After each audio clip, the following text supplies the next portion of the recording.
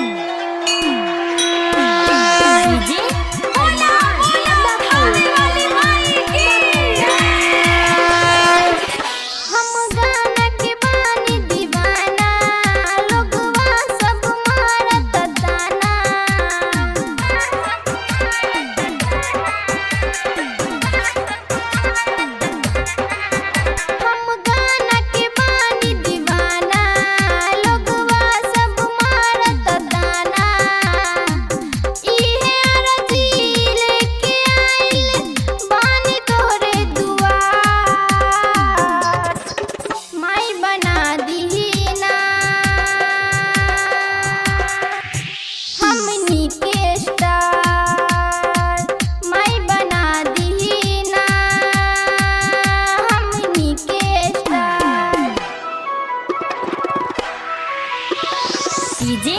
अरमान अदापुर, अरमान अदापुर,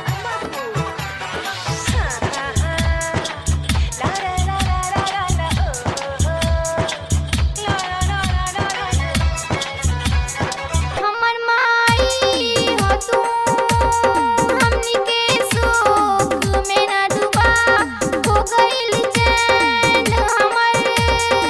से तू दूर भगा हो गइल चैन हमर से तू दूर भगा मांगती हूँ तेरे वास्ते लोग आते हैं मेरे रास्ते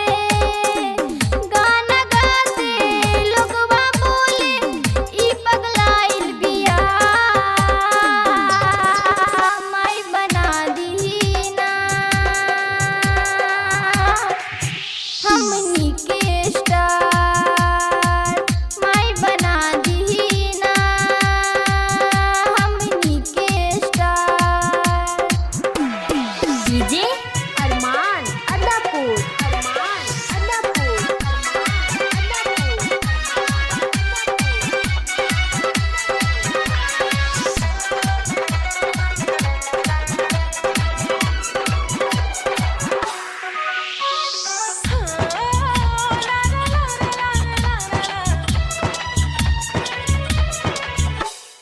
मेरे दिल में कोई अरमान सी है इन अरमानों में माँ गम रुकी रुकी सी है इन अरमानों में माँ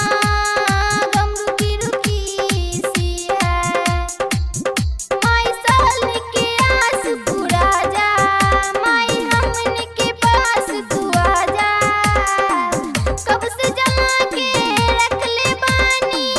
आरती के ही दिया माई बना दी ना हमनी के स्टार माई बना दी ना